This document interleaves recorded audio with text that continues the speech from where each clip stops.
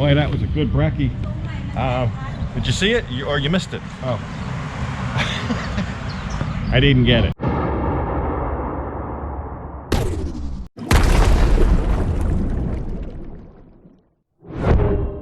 Hey folks, and welcome back to Pattaya. I just got my hair cut here at the good old Nin Barber on Soy Pacao. But today we're going to talk about coming to Thailand and going through the ASQ. That's the alternative state quarantine, and what that's like right now, kind of what's doing over there. We're going to get that perspective from a couple people that are just fresh right through it. We're going to talk to some folks, and you see these people with these white bags. There's a food giveaway up here today. I think it's at the Scandinavia bar maybe, and yeah, they're getting the bags of food. I mean, that's still going on here periodically, so very nice of them to do that, I guess, and everybody's getting their bag of food. But anyway, I'll explain kind of what this is for the unanointed, and we'll jump into it. So if you come here right now, you have to do a quarantine. So it's 14 days. And what does that really mean? What's that like? If you are Thai, there is a state quarantine, which I believe is free. If you're not Thai, if you are a foreigner, there's an alternative state quarantine, or ASQ, and it is not free. They are varying prices depending on the hotel. So they're done at hotels. And I have met people recently, just in the last couple days, that have just been through this process. They're coming back for whatever reason, different reasons. It's for long-term people, really, or people coming back here, repatriations. So we're going to talk to these people, see what it's like from the time they got off the plane, from the minute they got off the plane until they had their first kind of walk of freedom. I think they make it about as painless as possible. So let's meet the people briefly and hear their stories. And it's not about them. I don't want this to be about them. I don't want it to be about why they came here, the hows, the whys, and wheres. It's more about the process. So if you're coming here, you can learn from their experience to how that might relate to you. So that's what this is about. I will gather all the information and try to piece it together, stitch it together for you, and try to give you a feeling of what it's like to get off that plane, go into the quarantine hotel, do the quarantine, and then be released. I can only give you what I know, but I think talking to two people fresh out of the program, and a third briefly, is enough to give you an idea. So let's go. So we're going to start here at the Terminal 21 shopping mall. We sat down and had a little bit of lunch here at one of my favorite food courts. And this is Bo and his lovely wife. They're fresh in from the United States. So they've been through the quarantine. We're having a little pineapple fried rice there. So the thing you have to know first, there's a lot of things you have to do before you even come, and that's not really what this is about. But the fit to fly certificate, I guess within 72 hours before you come. They arrived at night at 11:58 a.m. just before midnight. That will be very important. I'll tell you in a second. That may be the ideal time to come, because we'll take a look at the calendar, and I'll show you kind of how the whole 14-day quarantine unfolds. But the day you land, that is day one of your quarantine. So let's just go through the calendar real quick, and you'll see what I mean. So we're just going to say, for the sake of argument, you arrive on the 1st, and you would be released on the 15th. The 1st, if you arrive at 11:58, that day is done. So technically, 2 minutes later, it's the next day. So you might want to consider, if you arrive 6 in the morning, well, you're going to have a longer trip. So one thing that Bo said could have went a lot smoother when he got off the plane is they put you in these chairs, and then there's 7 different people that looked at documents and checked for documents, and each one's looking for something different. And he said that was a little nerve-wracking. The documents got out of order, and it was constantly hunting for the document, and that was definitely a room for improvement. But everything went uphill from there, so that was very short-lived. And once you get through there and get your baggage, he said he didn't even stop walking. He headed right into a van, and that van will take you to your ASQ Hotel. And there's the airport, just for frame of reference. That's BKK. And this is this is the hotel he stayed at. It's the Amanta Hotel and Residence, the Amanta Hotel and Residence in Sathorn, I think. I'm not sure how to say that. But it's, location isn't too important because you're not going to be going out anyway. I guess what's more important is the room. And you can see they have balconies in this hotel. I think having a balcony in your ASQ room, for me anyway, speaking personally, that would be something of interest to me. So I would want one with a balcony. You can see there they have them. So both people I talked to in the last 2 days stayed at this hotel, and they both had balconies. So there you go. There's the van pulling up, and then you hop out. So once you're at the hotel, you're actually greeted by nurses or medical staff from a local hospital that are stationed at the hotel. They kind of check you in, and they're going to take your temperature, and this is going to be a reoccurring thing. We'll talk more about that. It's going to be a constant thing with the temperature checks.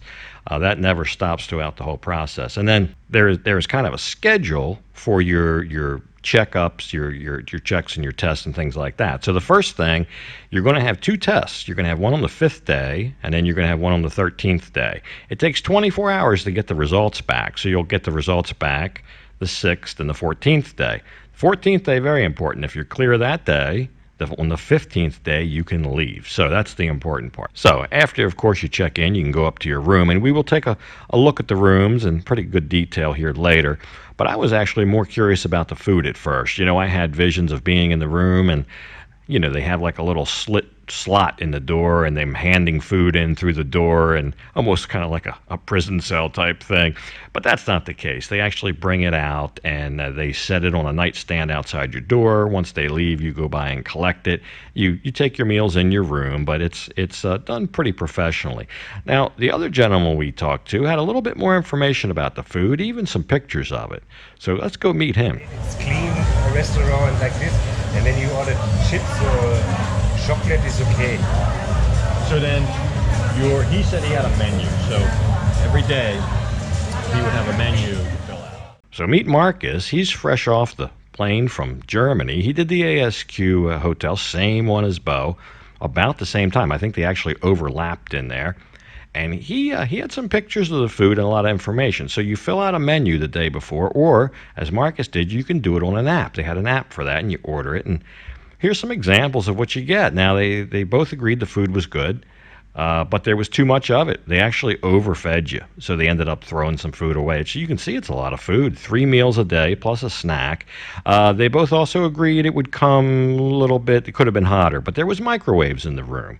So I guess that kind of makes up for it. And at breakfast have 4 choices: American breakfast, Thai breakfast, Western breakfast, and vegetarian 4. And at lunchtime and dinner time 3.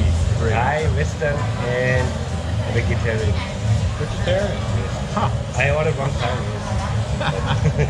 Said it was okay. The food was okay. The food was good. It was very delicious. My food was perfect. Other people in the hotel say, bad food, but this was very good.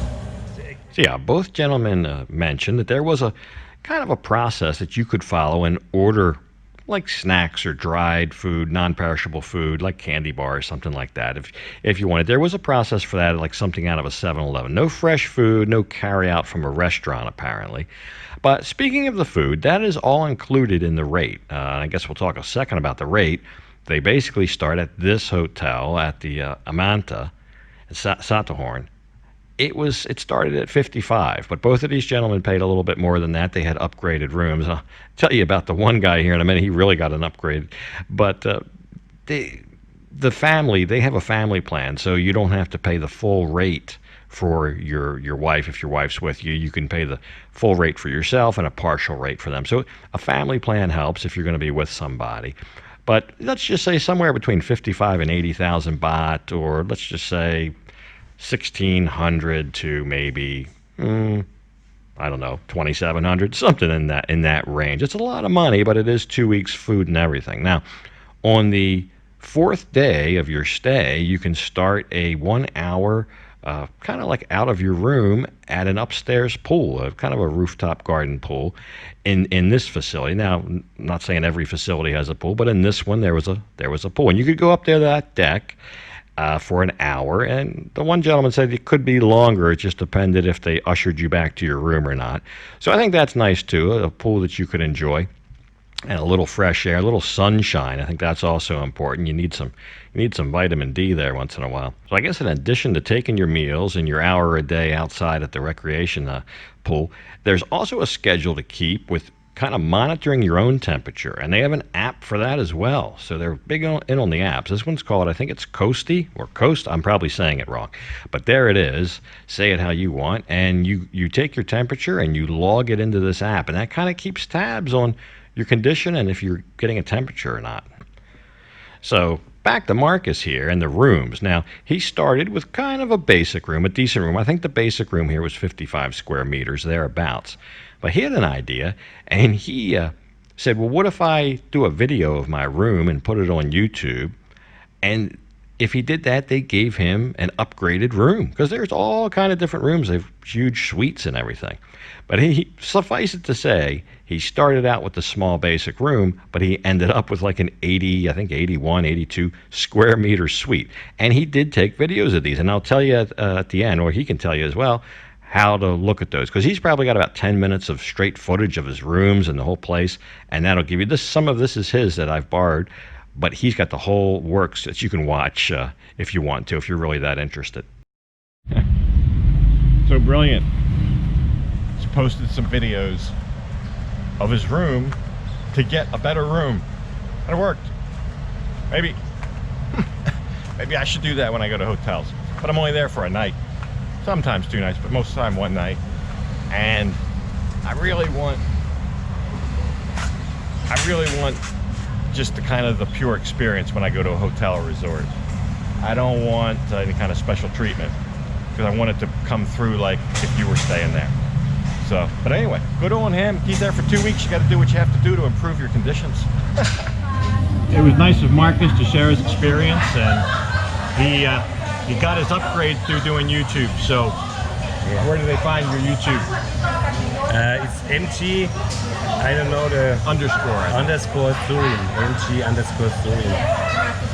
I'll put it in the thing below, the description. So, but you can see the rooms, the whole thing. I just showed you a couple seconds.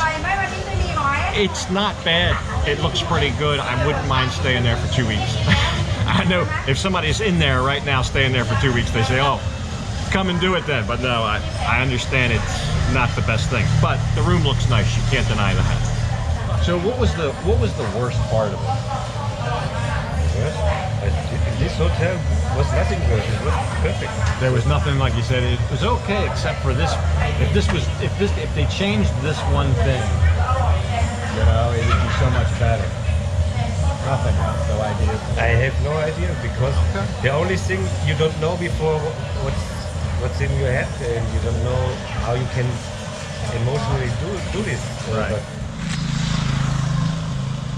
Yeah, as I alluded to in the introduction, a lot of this has to do with mentally preparing yourself for it and kind of knowing what to expect and being able to deal with it, you know, like he said, emotionally, mentally.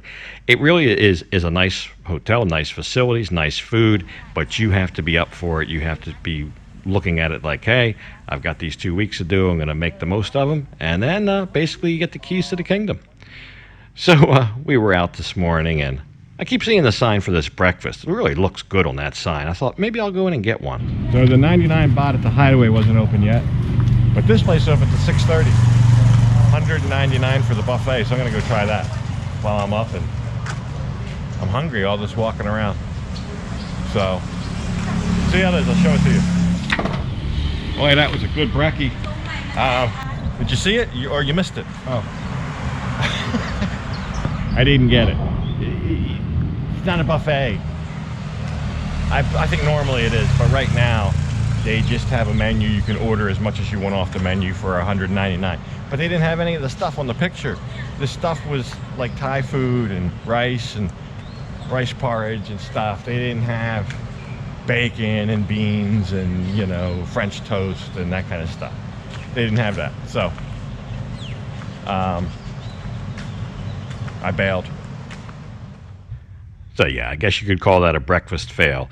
But I'll go in there. It's right outside my condo. I'll go in there once they reestablish that buffet because, like I said, the picture sure looks good. Every day I walk or ride by that. But anyway, that's a little bit about the ASQ process from the people that I've talked to. These people are coming back, and there's more and more stories. But all of them seem to agree that really they didn't think it was a big deal. And also, I think they, without really saying it directly, I think they kind of overthought it a little bit. And when they got there and actually went through it, everything kind of fell into place and made much more sense to them. Because if you do all the research and some of the stuff may look a little contradictory or you have questions, once you're there, it all makes sense, and they kind of really appreciated the process. So at any rate, I'm going to go ahead and leave this one off here. And as usual, thank you for watching. And until next time, bye for now.